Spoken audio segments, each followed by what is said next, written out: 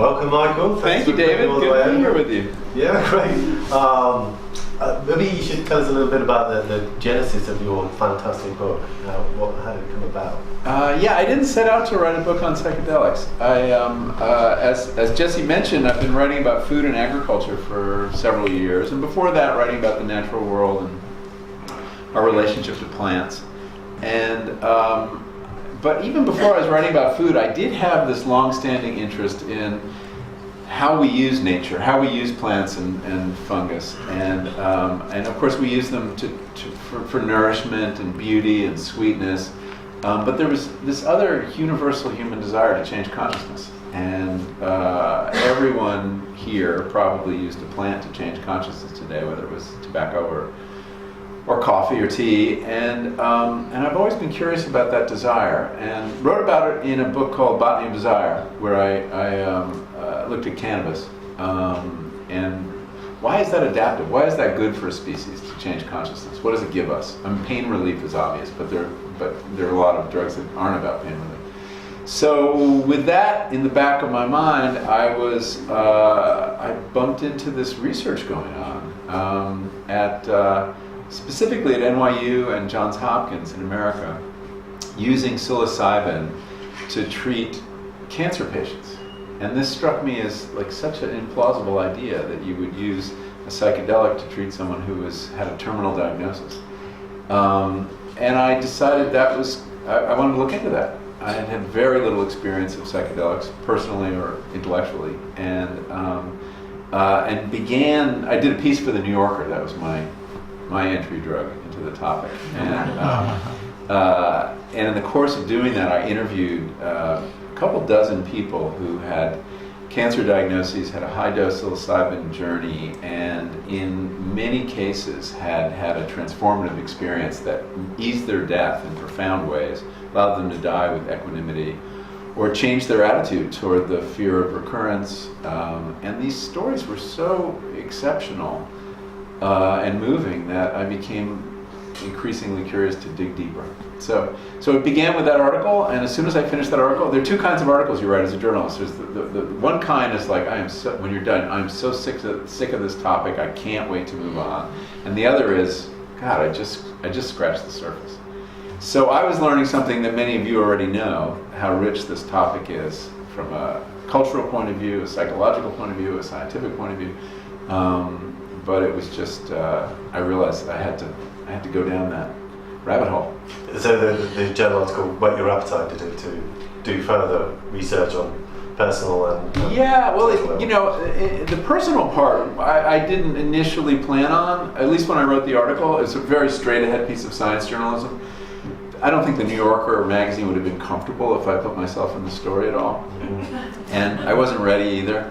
But when I decided to do a book, it was clear that I would have to really understand what I was describing, I would have to have these experiences.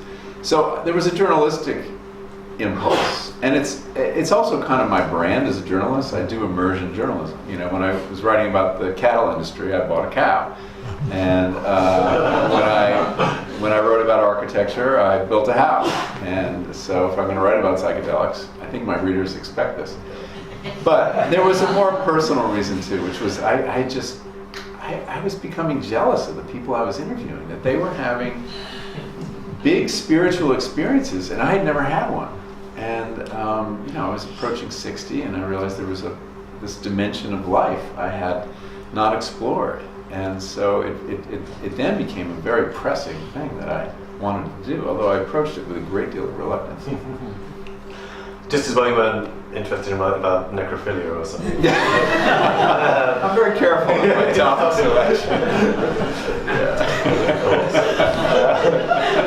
So in retrospect, how has kind of exploring psychedelics flavoured your previous writing, and when you think about our relationship with plants, for instance? Well, it's interesting. In Botany of Desire, which is the subtitle of which is A Plant's Eye View of the World, it was an effort to look at coevolution. And I looked at 4 case studies of plants that had sort of gotten ahead in evolution by gratifying our desires. These are domesticated species for the most part. Completely. So So I looked at the apple and sweetness, and I looked at the tulip and beauty, the potato for nourishment, and cannabis for intoxication. And these are, these deep human desires. And I came to the conclusion that we are more manipulated by plants than we realize. And that you might think when you're mowing the lawn, you're subjugating the grass. But in fact, the grass has cleverly manipulated you into making sure the trees don't come back and shade out the grass. And so you're really doing the grass's bidding when you mow the lawn. And many other examples. It's just like the bee who's pollinating a tree or a flower. The bee thinks that it's getting the best of this arrangement. It's getting the nectar, and it's robbing the nectar. But in fact, the bee doesn't realize it's been manipulated by the flower to pay that visit, and it's has all this pollen stuck to its leg that doesn't even know is there, and is doing the plant's bidding. So plants are more sophisticated and more intelligent than we give them credit for. And I came to understand that in the course of writing this book, and I saw that we are not the only thinking subject in nature, that other species they're not thinking subjects, but they are subjects with agency, with a point of view. And this was, an intellectual conceit that I played with and enjoyed thinking about, and it was a new way to think about domestication, which we think of as, a top-down, our power, exerting our power over nature. Nature's an object, we're the subject. But after this one particular psilocybin journey, which took place in my garden, these ideas were no longer abstract in any way. They were really felt realities. I was aware of the plants and their, I don't want to say consciousness, because it's not what we have. It's not self-consciousness, but consciousness in the sense of an awareness of their environment and an ability to respond in appropriate ways. And that they were, in some sense, regarding me as I regarded them. And that I was present to this garden not as a spectator, but as a participant in a way I'd never felt before. So, you could argue that the psychedelic experience just confirmed biases I had. There was a huge expectancy in a certain way, but there was an authority to the experience that was completely unexpected. What James called the noetic quality. That this was objectively true in a way that had just been a hypothesis before. And that was kind of amazing. So in that sense, it kind of deepened work I'd already done with nature. I'm wondering how that, looking at plants in that kind of relationship with us as they're kind of grooming us for things rather than us grooming them, how that then applies maybe to the magic mushrooms that you took, or the toad that you smoked, or whatever. Yeah, well, is the magic mushroom a domesticated species? Not quite, but it does appear that it has benefited enormously from our interest in it. It's found its way around the world. We don't know where all these species originated, but a lot of them originated in Mexico, and suddenly they ended up in the Pacific Northwest, and then they came to England. I mean, I don't know, is the Liberty Cap native to the Yeah, it is actually. As far as we can tell, it goes back quite some way. The curious thing is that, as Andy later pointed out, there's no written record of it being used pre the early 1950s, though, which is a kind of curious thing. Doesn't mean it wasn't used, but there's no actual records of it. So that could be a later innovation in its use, which kind of sparks all manner of other interesting questions, really. You're a friend of Paul Stamets. Yeah, he's a character in the book. He has some pretty interesting ideas about all of that. He does. Well, yeah, the mushrooms are nature's way of talking to us, and they're sending us a message that we're really fucking up, and they're going to try to help us, improve. So yeah, the mushrooms, I mean, there's, one of the questions I deal with in this book is what's in it for the mushroom to create this really interesting chemical that happens, it's a tryptamine that happens to work with a receptor we have in our minds, a serotonin receptor. And typically these secondary metabolites of plants and fungus are defense chemicals. And many drugs are defense chemicals, and that they're lethal at high doses, but in lower doses they're not. But there's reason to believe that might not be true in the case of the mushroom, because the chemical psilocybin and psilocin are not found in the organism itself, only in the fruiting body. which is not the part of the, a mushroom, the part you see is just the fruiting body, right? It's like the apple on a tree. The real organism is below ground. And apparently there's very little of the chemical underground. So that suggests to some mycologists that it might be an attractant, and that it is there to be because it's appealing. And there are animals, dogs and cattle apparently eat psilocybin. We have no reports on what happens to them. But no first person reports. So that's one theory. There's another theory, though, that's been proposed since the book came out. There's an interesting paper about the chemical psilocybin and the genes that encode for it, which have moved around horizontally, not just, it's occurred several times in mushroom evolution. And the theory here is that they're sort of like a defense chemical, that the mushroom competes with arthropods, with insects, for the same food source, and which is decaying vegetable matter. And the presence of this chemical gives an edge to the mushroom, because if the arthropods eat any of it, they lose interest in what they're doing. They forget what they're doing. They're like, why am I here? And they lose their appetite. People are not hungry on psychedelics typically.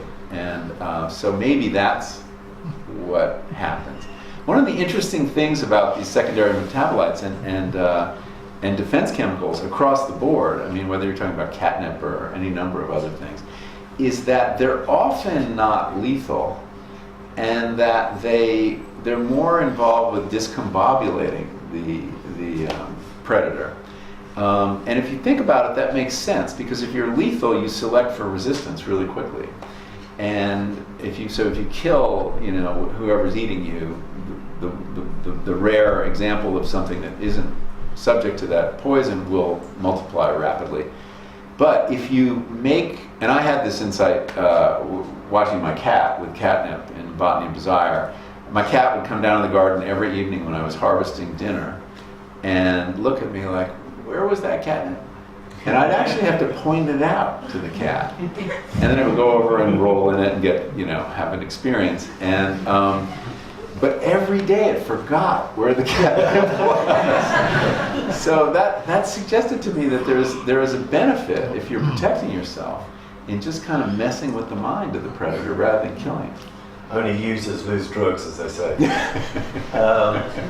It's interesting. So Dennis McKenna kind of frames it in a slightly different way. That rather than being just defense chemicals, these secondary compounds, the more broadly in ways in which the plants and other species communicate with the outside world. So it could be that you use one of these chemical messengers to bring in particular predators for an aphid that might be attacking you, which you sampled the saliva of in the case of tomatoes.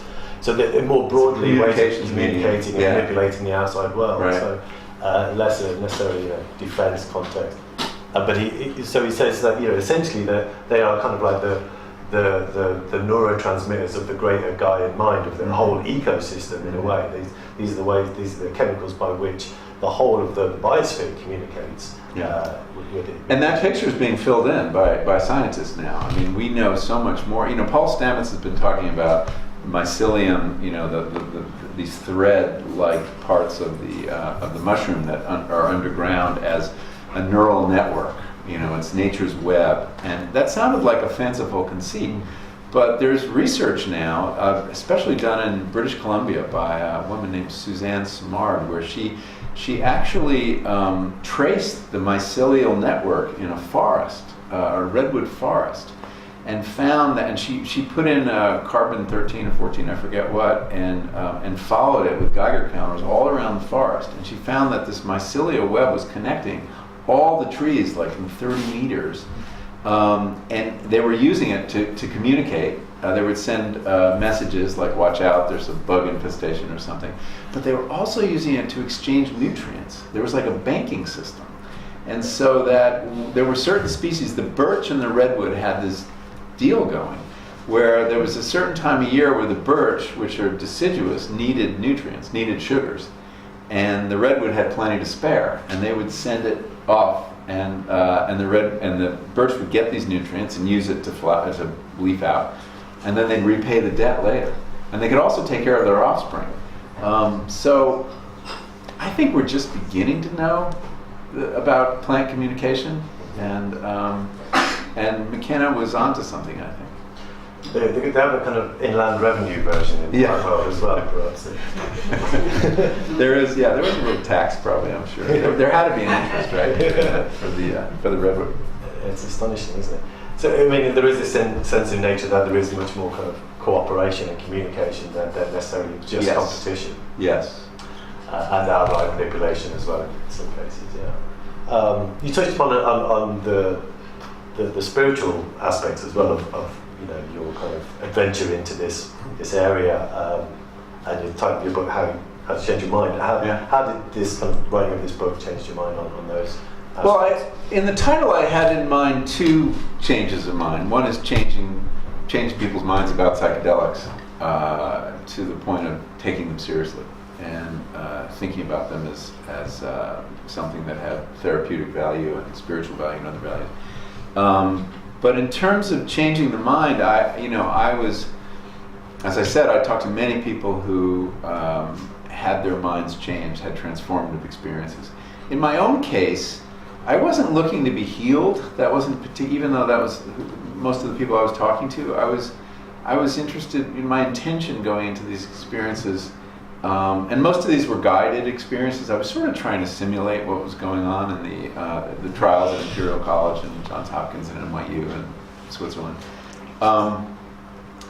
I just wanted to understand my mind and understand the mushroom or LSD or whatever the medicine was. And the biggest change to me was I had an experience. I had a high dose psilocybin experience in which I had an experience of complete ego dissolution for the first time. I'd never had an experience like that. And I saw myself as a sheaf of little papers, Post-its, that were just kind of blowing in the wind. But this other I, was fine with it. It was like, okay, that's fine. I didn't have any desire to pile them back together, as you might if you felt yourself disintegrating. And then I looked out and I saw myself as a coat of paint on the landscape, and I was like, fine. There was this other perspective or consciousness that I was occupying or had access to, in which I was unburdened. I was uninvested in what I saw, and this experience, essentially, I mean, I'm telling it in a pretty brief way, but it was the epiphany in it was, oh, you don't have to identify with your ego, that there's another ground on which to stand. And that was very powerful. And I didn't know what to do with it exactly, because afterwards I went to my guide, a very experienced therapist, who I call Mary in the book. I was working with a series of underground therapists in America, in different parts of the country. I told her what had happened, and she said, well, wow, isn't that worth the price of admission to have that experience? And I said, yeah, but my ego's back in uniform and on patrol, so what good was it? I mean, that's a real question about drug experiences. How do you carry them forward, right? Or they're just drug experiences. And she said, well, having had a taste of that perspective, you can now cultivate it. And I asked her how, and she said through meditation. And it was a good piece of advice. And I found that through meditation, I'd always had a very kind of sloppy, unsatisfying meditation process. And one of another change that comes out of, for me, use of psychedelics is I became a better meditator. I had a sense of the destination that I hadn't had before, even though I know you're not supposed to strive in meditation. And I did find I could quiet my mind more easily and get to that place, not consistently, but occasionally, to that place of that kind of disinterest, where you can watch emotions go by without taking a position. Wonderful. I'm not going to give too much away for those of you who haven't read it about the book, to be spoilers, but it is great in your own personal accounts, very illuminating your own journey through that and how you related backwards and forwards to the research. One of the things you did, which I thought was great, was at the end of one of your sessions, I think the psilocybin, the 5-MeO-DMT, you filled in the mystical experience questionnaire, which is one of the scales they use in the research, and you managed to just scrape in and tick the box of having a mystical experience, but you felt like it wasn't it hadn't changed you in a way in which you'd suddenly become, so you still retained your atheism after the experience. Is that right? Am I right? Yeah. I mean, what is a mystical experience? We have the criteria that William James gave us and some other people who were actual psychedelic researchers. I underwent a real change in my understanding of spiritual experience, let's call it, which I had always assumed. I mean, I regarded myself as a pretty spiritually underdeveloped person, and very much a materialist in my outlook. I still think that the laws of nature can explain everything, although there may be laws still to be discovered. And that nature is everything that is. And so I assumed that the opposite of spiritual is material, and that if you were a spiritual person, you believed in the supernatural, something that will never be explained, and whether it's divinity or something else. And so that kind of closed spirituality to me. But after this experience and some other experiences I had, I felt like, no, that's not really the opposite of spiritual. The opposite of spiritual is egotistical. And that it is the ego that closes us off in its effort to defend us from strong feelings, from subconscious material, from other people, from nature. And to the extent you remove the armaments of the ego, this flow happens that's very powerful. Love for other people, identification with nature and other species, and that's spiritual experience. So it's the absence of ego defenses for me, and that. So this isn't for everybody, but that was a radical change in my worldview that I was open to by that experience of ego dissolution and that experience with the plants on that other psilocybin trip. Yeah. But the mystical experience questionnaire is very unsatisfying. Yeah. I mean, you're a psychologist, Yeah. You guys have a questionnaire for everything. It's amazing. Nature relatedness, it's just incredible. Authoritarianism. But it's trying to capture something that's very hard to capture. It's a net, right? But it's a net with big holes. And, so I had this really terrifying experience on 5-MeO-DMT. And it would say things like, did you feel a sense of unity? And it was the unity you feel if you're in the middle of an explosion, Unity sounds good. This was awful. And so I found it a very unsatisfying measure. And I could satisfy the criteria, but it wasn't at all what the writers of that questionnaire had in mind. So. But what else? How else are we going to do the science? I mean, it's not going to be perfect. It's a net, and it will capture some things, and it's not going to capture other things. Yeah, absolutely. Did you feel in any way dissatisfied with the experiences you had? Do you think it was like any amount of disappointment that you didn't get a sense of God or something particularly? But I mean, it sounds like you had what might be a classic nature mysticism. I did. I had a nature mysticism experience. I had this ego dissolution experience. I had this, the 5-MeO-DMT experience. Do I wish I hadn't had it? No, I'm happy I had it. Things came out of it. I mean, the experience of the bad trip. It's really not a good term in a way because very positive things can come out of a bad trip. So what happened with that was I was smoking the venom, the venom of the Sonoran desert toad. And there was a woman who'd come up from Mexico and she milked the toads themselves. No toads are injured in the making of this psychedelic. They're just milked. And it's a very, I'm probably telling you things you know, but for those in the room who don't know about this particular psychedelic, it's a very fast, intense experience. It's as if you were injected. I mean, you feel like you're shot out of a cannon. Before you even exhale, you take like this one big puff, take these 5 little puffs, and then you are just gone, and you don't know that you've exhaled, you don't know that you've fallen backward onto the mattress. And you enter this space without any preparation of just feeling this category 5 mental storm in your head, although it's not restricted to your skull because there's no skull. I mean, everything is, it's very hard to. I mean, this was the test of ineffability for me.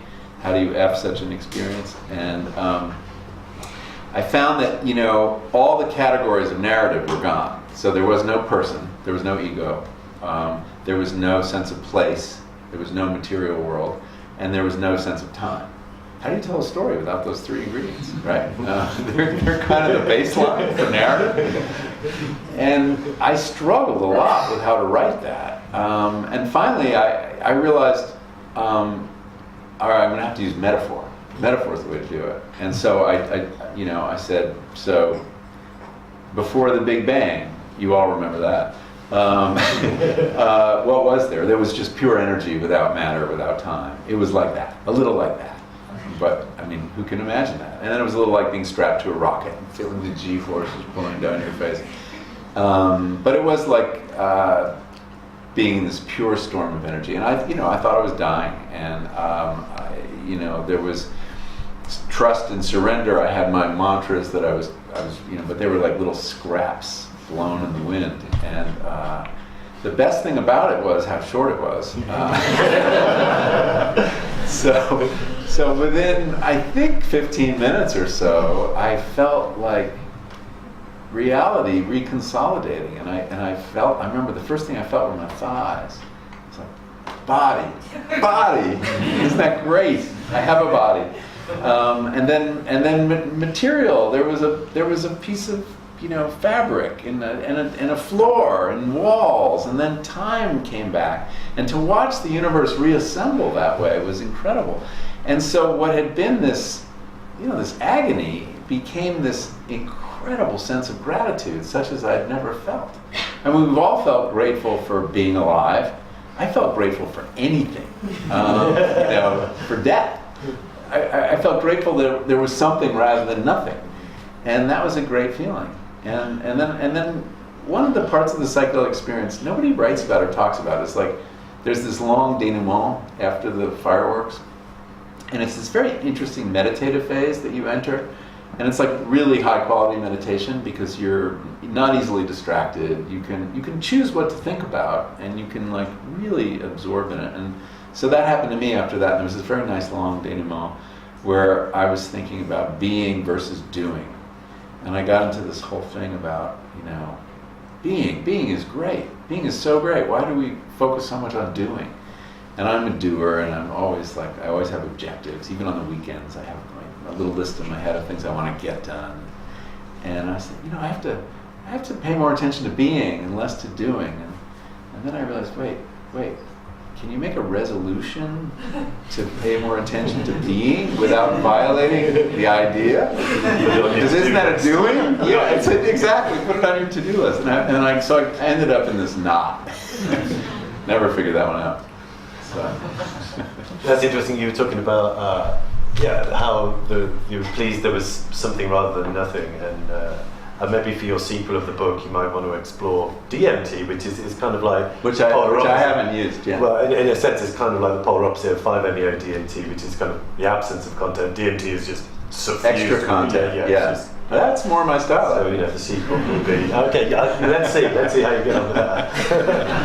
Please do give us a full report. There's something to be said for brevity too. It's also only 10 minutes. Right. You were also talking about this. Before the Big Bang, and it reminded me of this notion of the primary consciousness, this idea as you were borrowing from Robin, I think he's probably even here, and comparing these kind of psychedelic states of mind to this childhood-like state of mind, where you have this kind of more apophenic, associative, creative, fertile, less kind of didactic and less reductionist kind of thinking. And you're comparing that to, our usual state of consciousness. And less models, less priors, right? Yeah, the child, learning about the neuroscience, which for me was a tremendous challenge and absolutely the most fascinating part of the book, actually. And Robin Carhart Harris was one of my guides to that world, but there were others too. And there's a psychologist at Berkeley named Alison Gopnik, who's actually a child developmental psychologist with a taste for LSD. And which turns out to be a great combination. And she's convinced that the psychedelic experience has much in common with the consciousness of children.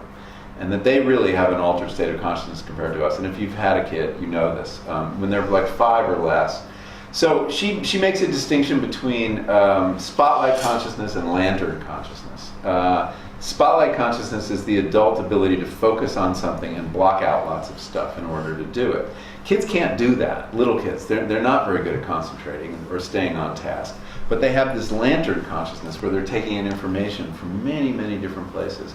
They're also taking in more information because they need to. When we perceive things, we're actually not perceiving them. We're predicting them, and with some error correction, right? That's going on. It's called predictive coding. And so, to a remarkable extent, the information you're taking in, looking at me, is the result of a model you have in your head, and that somebody with this pattern of dark and light is a man, and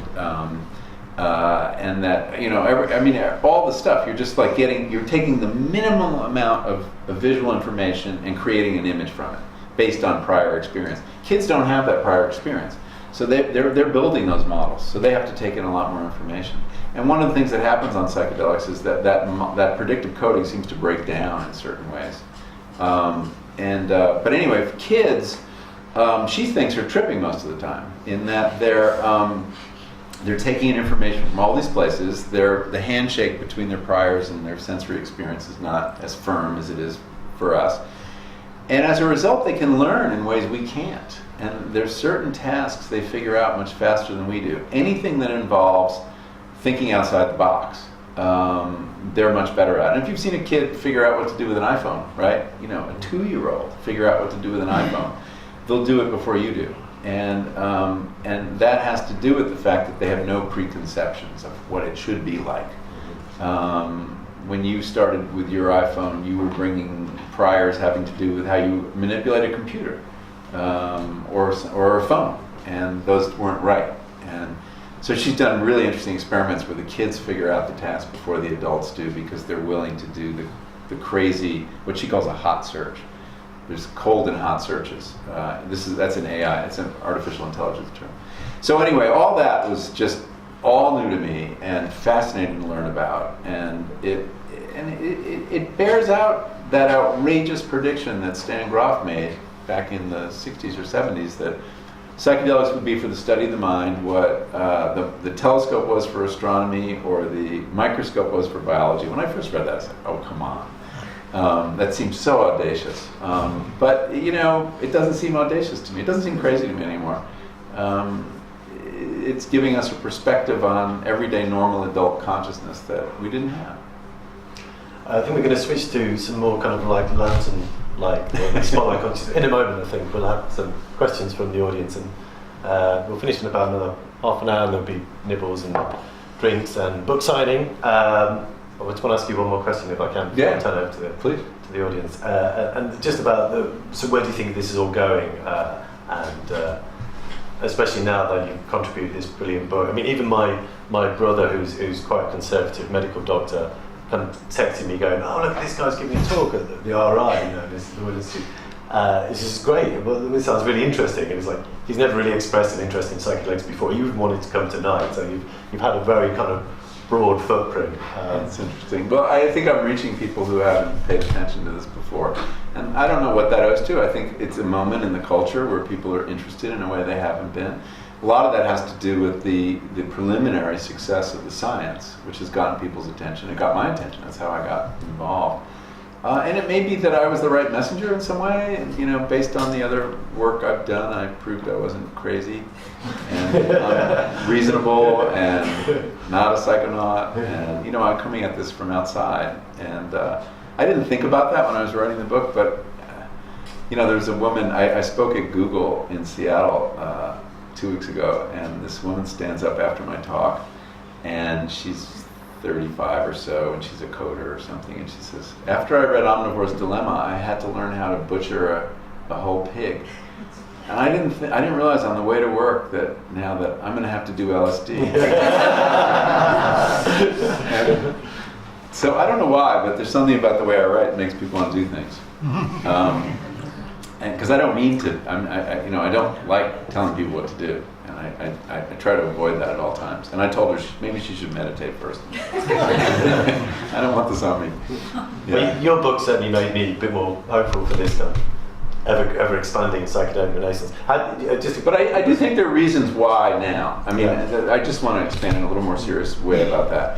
And that is that the potential of these drugs to heal people is becoming evident. We haven't proven it yet, but there's a very strong signal from the studies that have been done of psilocybin and depression and addiction, the anxiety of people who are facing a terminal diagnosis, and PTSD with MDMA. And that as this data starts to come in, there is this recognition that these drugs that many people in the culture think their main potential is to make you insane can actually make you more sane. That's a huge transition for the culture to get around. And it hasn't totally gotten there yet, and it's going to take a little while. But it's willing at least to listen to that audacious suggestion. And so why should that be? Well, we have a public health crisis around mental health. I mean, the number of people dealing with depression right now is 300 million worldwide, and that number is up 18% since 2005. Suicide rates are up. We had a dramatic illustration in the United States last week, two very famous people killing themselves, and suicide rates are climbing really at alarming rates. And addiction is a tremendous problem, and not just to substances, but to behaviors. And so if there were ever a time for a new tool to emerge that might help with all these problems, this is it. And I think that that's led to a kind of openness, born of desperation in part. So that's what, that's why we're taking a hard look. That's why the Food and Drug Administration in America and the EMA in Europe, they're willing to listen, and because they know how few tools they have and how poor a lot of those tools are. We're administering many drugs, many times more toxic than psychedelics to help people, and they only help a little bit. So I think that's part of what's going on. Fantastic. Okay, thank you very much. I'm going to open it up to the floor. If anybody has any questions, please keep it to questions rather than long rambling conversations about your favourite drug experience that you had this morning. We can talk about that later. But we'll have some questions. We'll start here. Actually, yes, go on. Lindsay, who's first? Hi. Michael, I was at the Royal Institution on Monday, and I asked you a question then that I didn't think you answered, so I'm going to ask it again. That's not fair. So, I guess... We'll rephrase it. It's probably because I just didn't understand. I sat 2 days to think about what was wrong about the phrasing. So, I was very curious about, because you talk about, different containers, as in different sets and settings, for different purposes. And obviously a lot of the experiences you had were kind of based on therapeutic biomedical model. I was really interested in thinking about, not just the betterment of well people in terms of optimizing our mental health, but thinking about containers that enable us to have more kind of cosmic intellectual insights rather than the personal therapeutic ones. Mm-hmm. So I wondered if you could talk about whether you thought about that at all. Yeah, so I do think that drugs have value for people who aren't seeking the kind of objective of healing. And the idea of the betterment of the well people, it was very important to me to keep that present in the book because it's very easy to make the case for therapeutic use. And that fits into our institutions and it fits into our cultural norms in a really easy way. But I think that would give short shrift to people who aren't mentally ill, and it would give short shrift to what the potential of the medicines for intellectual exploration, which frankly was what I was doing. I wasn't seeking therapy, and for creativity. We don't have any good science on psychedelics and creativity, but we have lots of really suggestive anecdotes about people who've made intellectual breakthroughs. Big and small on psychedelics, and there should be a place for that. The challenge is, how do you construct that place? how do you design it? So we have a container now that we've developed for the therapeutic use, right? Which is the guided experience with, one or two therapists, depending, the preparation session, the accompanying through the journey during the session, and then the integration session. And that, that seems to be, is it optimal? We don't know. There's still tweaking to be done, but it seems to work. And it's been around since the 50s, and it's had a lot of tryouts. So what's the proper container for other people? And I think that's just a really important cultural project that we need to develop. One of the key historical facts about psychedelics, in my view, is that when they arrived in the West, and I'm talking really about psilocybin and LSD, they arrived naked. In other words, the molecules showed up, they were incredibly powerful, they did these things, but the cultural containers in which at least psilocybin had been embedded, LSD didn't have a cultural container. It was a synthetic, it was a creation of a chemist. And that the problems, such as they were in the 60s, may have owed in part to the fact that we didn't have the lessons of traditional cultures going back thousands of years. We knew a little bit about it, but we didn't realize how important this was, and we often underestimate the wisdom of traditional cultures. But note a few things. There were always elders around, right? Experienced people who were supervising the experience in some ways. Very seldom did anyone use the drugs alone. Occasionally the shaman might go off and do something alone. There was always ritual and ceremony. It was not taken casually. It was always done with a purpose. The ancient Greeks had the Eleusinian mysteries, and that appears to be a psychedelic rite, ritual. And it was only once a year, and nobody could use that drug, the kykeon it was called, outside of that context. It was a capital crime if you were found with that material at home. So we should pay attention to that. There was a reason that it was regulated in some sense. It doesn't have to be medical regulation. It doesn't even have to be government regulation. But we need to come up with a container, I think, given the power of these drugs and the fact that people can have very difficult psychological experiences, to figure out how to contain it and maximize its benefit. And, I don't know what that is. I think it's the work we all need to be doing. I think it's really important, and you don't want the medical model to be the only model that exists, and that will be the tendency of the society. So, did I do a better job of answering your question? Hey, great. All right, give me 2 days. I'll get back to you with any question with a good answer. Great. And then John. Well, Here's the microphone. I'm only halfway through the fabulous book. Thank you. But I'm wondering if you have encountered any hostility or action from the pharmaceutical industry against psilocybin being used for depression, since it's obviously unpatentable. Yes. It's very interesting, the big pharma seeming lack of interest in this. If this is indeed such a powerful tool, you would imagine they'd be all over it. You're right, you can't patent it. The mushroom will continue to grow.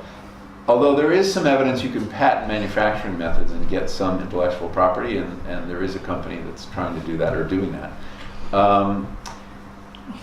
But it's a challenge to their business model in other ways too. They're in the business of selling a pill you have to take every day. And this is something you do once or maybe once every 6 months. How do they make a business out of that? It's not that expensive to produce. If anything, it's a threat to what they're doing right now. But I asked somebody, actually, I had occasion to meet someone who had been a former head of R&D at 2 of the big pharmaceutical companies. And she said, well, we don't do much innovation anymore ourselves, especially for so-called CNS drugs, central nervous system drugs. But we watch what little startup companies do, and then if they come up with anything, we buy them. So if somebody figures out a way to make money on psilocybin, Bristol Myers Squibb will be there and will buy it up. But it's a challenge to the pharmaceutical industry because it's a new model. I mean, we talk about psychedelic therapy, we should really be talking about psychedelic-assisted psychotherapy, because you need the guides, you need the therapeutic support. It really doesn't work without it. But they need the molecule to make the whole process work. So it's a novel hybrid of pharmacology and talk therapy. And that's hard for Big Pharma to get their head around. But it's also hard for psychotherapy to get its head around, because they're in the business too of interminable therapies that you come back every week for like 20 years. So it's a threat to them too. So we're gonna, again, the container, we know in the lab how it works, but the container that the National Health Service can deal with, that the therapeutic, all that remains to be figured out. And it's a really interesting challenge, but it's a big challenge. Question from John. Going back to Berkeley and North Beach in the 50s and 60s, I knew more than one person who got high on being high, who were addicted to the process, not in a physical sort of way. But I was struck with the resemblance to people who were addicted to celebrity.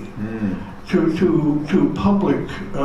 If you ever heard Senator McCarthy during his moments of triumph, as the words came out, there was a hysterical giggle coming over the microphone from him during the whole thing. And my question is, has there ever been any sort of medical testing of any sort of people in this sort of condition in the process? Has anyone ever been hooked up with electrodes or what have you, attached to the skull to measure in any way what's going on? Not that I know of. I mean, I'm sure there's a dopamine release that happens when people are applauded and have, are celebrated in some ways, and that celebrities do get addicted to that. A certain American president comes to mind. A certain American president comes to mind, yes. There is this very interesting paradox, though, in the psychedelic world, which is that this experience that at high doses reliably dissolves your ego has produced some incredible egotists. Timothy Leary is an example, and so that there's this interesting phenomenon of ego inflation at the same time, and I think it has something to do with the fact that people who come out of this experience with a big epiphany or some insight into the nature of reality, they feel they have a key, that they've been blessed with special knowledge, and that can lead to ego inflation. But I'm, tomorrow is my last day of promoting this book, and after I'm done promoting this book, I'm going to go very quiet because I don't want to be subject to that. Somebody actually already wrote me and said, "So, yourself painted over the landscape. That sounds kind of egotistical." It started already. It started. Joshua. Hi, Michael. You talked about plant intelligence and the voice of nature, and I'm curious if you have drank ayahuasca or if you're interested in drinking, and how seriously you take the idea of an enteleki or intelligence in some sort of spirit or something. Yeah. There are different names for it, but I did participate in a couple ayahuasca circles, and to me, the experience wasn't fundamentally different than doing other psychedelics, I didn't feel, and that was partly because I didn't get physically sick, perhaps. But there's no question that the imagery that I experienced was very planty and viney. There was that can be written off to expectation, right? It's set and setting, it's ayahuasca, you're supposed to see vines and leopards and stuff like that. But there were some powerful images. One I talk about at the very end of the book because it stayed with me, and I've been trying to unpack it ever since. So we were, for various reasons, this ceremony took place. It began before it was dark, and so we were all wearing eye shades. And the eye shade on me, it was a black eye shade, and it was kind of tight. And so I had this on my temples. I could feel these two bands. And they gradually morphed into bars, and suddenly there was a cage, and the bars started repeating, going all the way down my body until I was trapped in this like little phone booth of a cage. And people remember phone booths, right? Can't use that metaphor much longer. And it was very claustrophobic, and there was just no way to move out of it. And then I looked down and I saw a little green shoot, and it started to grow, and it was a vine, and it was twining around the steel and coming up and got as high as my head and over my head, and then it went out, and it was using the cage to reach sunshine, and it was showing me that it couldn't be caged, that only animals can be caged, plants can't be caged. I don't know what that means. It's like this visual koan that I just chew on sometimes when I'm lying in bed, and maybe I'll figure it out. Maybe I don't have to figure it out. But I did do this really interesting experiment that I tell about in the book, in the neuroscience chapter. There's a man named Judd Brewer, who's a neuroscientist psychiatrist, who studies not psychedelics but meditation. And he's hooked up, and he's very interested in the fact that meditation and psychedelics appears to have the same, suppress the same brain networks. This was discovered. He saw Robin Carhart Harris's scans, and he was getting the same scans, putting experienced meditators into an fMRI. The default mode network was suppressed. That was a really interesting finding. And it kind of makes sense because they're both about transcending ego, right? Both kinds of experience, and the ego seems to be located, to the extent we can say that, in the default mode network. But so he set up this neural feedback system with these 224 or 28 electrodes on a shower cap, basically, and you put on your head, and it's reading what's coming out of one particular node in the default mode network called the posterior cingulate cortex, which is involved in the narrative or autobiographical self. It's kind of where we generate the story of who we are over time and take new material and connect it to the abiding story that gives us a sense of continuity. And he does these cool experiments where he asks you to think about certain things, and like he'll show you a list of adjectives, cheap, bold, handsome, adventurous, whatever, and you have a screen and you see whether you're activating this particular network, and those adjectives will not activate that network until you're asked, think about how those adjectives apply to you or don't apply to you, and then suddenly it lights up. So it's the enough about you network, right? It's like it's where you make everything about you. Anyway, so we did all these tests. It was really cool. I was learning about it, and at some point I said, I want to do a little experiment. I'm going to think about something. I'm not going to tell you till after, but let me know what happens. And so I thought back to one of my psychedelic trips, and if indeed, these drugs lower the default mode network, I was wondering if the recollection of the experience would have the same thing, if that circuit that got established during that experience. So I sat there thinking about the cage with the vine, just for like 30 seconds or a minute. And after, he said, "What were you thinking about?" And it had done what would have happened on psychedelics merely by thinking about it. It had lowered the activity in the posterior cingulate cortex. It's really interesting. So I don't know what that means at all, but it pays to think about use those images you've had to facilitate meditation. One here behind you, and then this one. I was pleased to hear that story at the right speed because I was trying to finish your book on audio on the way here. 1.5? On 3, actually. Yeah. So it was really high speed. I sound like a chipmunk? Yeah, this was quite entertaining. So, yeah. This question here. Sorry. So there's been a lot spoken about how different settings can affect how chemicals are experienced. But also I'm just wondering a lot about how individual differences and personality traits can dramatically affect how different people have different experiences.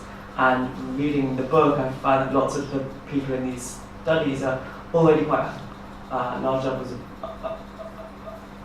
openness or have spiritual experience in the past. And for people like you, or for people who are even further on a completely different personality part of the spectrum, what kind of research or what kind of things should we be thinking about in terms of whether people's different experiences map onto a big personality spectrum, or what even about people would lead them to want to take LSD in a party setting versus private setting? Yeah, that's an interesting question. I mean, the effects are incredibly variable. And I think we have to remember something else Stan Grof said, which is that these are, unspecific amplifiers of mental processes. There's nothing in the molecule that creates that imagery that I was just describing. It's obviously in me somewhere. It's what it unleashes. It's what it occasions. And therefore, it's going to be very different person to person. Already, the people who take psychedelics are self-selected, right? They're a certain kind of person. They have a higher tolerance for risk, or they're suffering in a way that they have a certain desperation, or they're more curious than some people. I don't know. We could figure out what the profile is of people who take psychedelics. There are these research studies that suggest that the people who take psychedelics and these are large sample surveys, have less risk of mental health problems and less risk of suicide. That may mean that they got that from their psychedelic experience, but more likely it means they felt themselves to be pretty sturdy to begin with, perhaps. I mean, I don't know. It's a correlation. It's not a cause and effect. It would be very interesting to figure out, the personality types most likely to benefit. As you alluded to, there's been some very limited research looking at lasting changes in personality.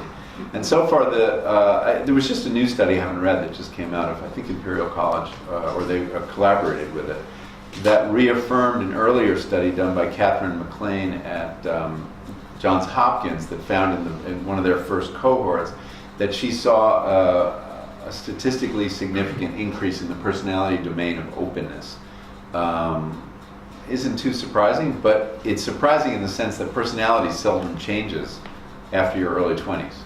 It's very hard to get a change in personality. And there were a couple others. I think extroversion too in this more recent study went up. So all that, I think there's a lot of interesting work. It's too bad that Timothy Leary didn't stick with what he was doing, because he was a very renowned personality researcher. He designed some of these surveys we used to judge personality, but he lost interest in science at a certain point. It became the high priest. Yes. There's a question here just behind you, actually. Thank you.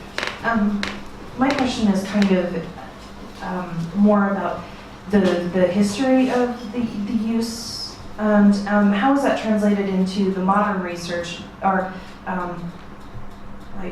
to use the word like shamans or medicine men or whatever, are they involved in teaching or passing this knowledge on, or is it still?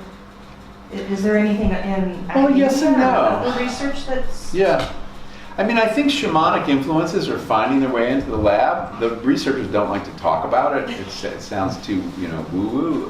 But, these researchers go down to South America and have experiences.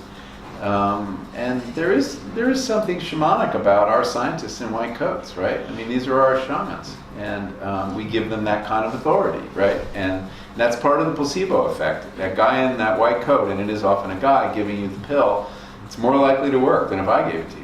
And so it's in the background. I think there's probably more we can learn if we really study what experienced traditional healers do and how they do it. There's a lot of wisdom there and a lot more experience than we have. Is there a deliberate effort to study that and apply it? I don't think so. It's more of an anthropological interest. I don't see much research happening in that area. I mean, it's a curious thing. I mean, there's a fundamental disjuncture, isn't there? Because using the medical model, you go to the doctor and they poke you around and then they say, what's up with you? Or people, they just prescribe you a drug. If you go to a shaman, they'll take the drug themselves and then they'll tell you what's up with you. Yeah, exactly. So there's a whole different model going on there. How these two things are going to come But together. that whole point of the researchers using the drugs is an interesting one, because that's a big change in the modern way medicine is done. It's only recently that it was considered verboten for the researchers to contaminate their objectivity by taking the drug or engaging in illegal activity, whatever it is.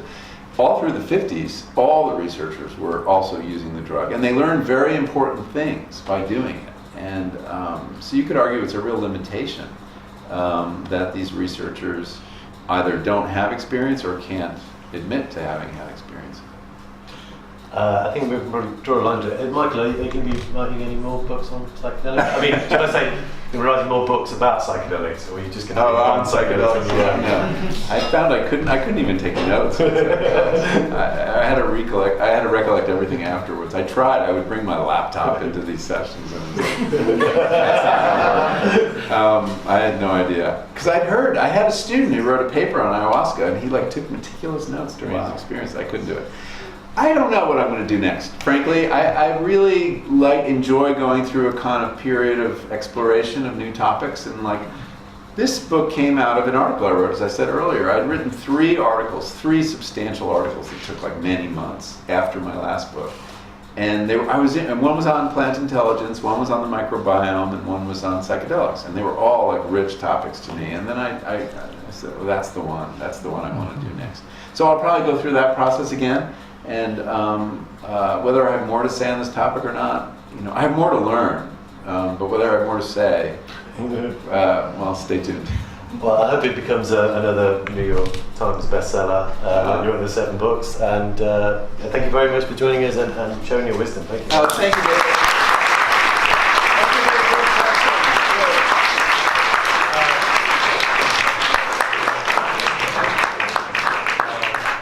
We're going to be doing a book signing downstairs. There's nibbles, there's drinks. So you don't have to go away just yet, so please do join us. Thank you.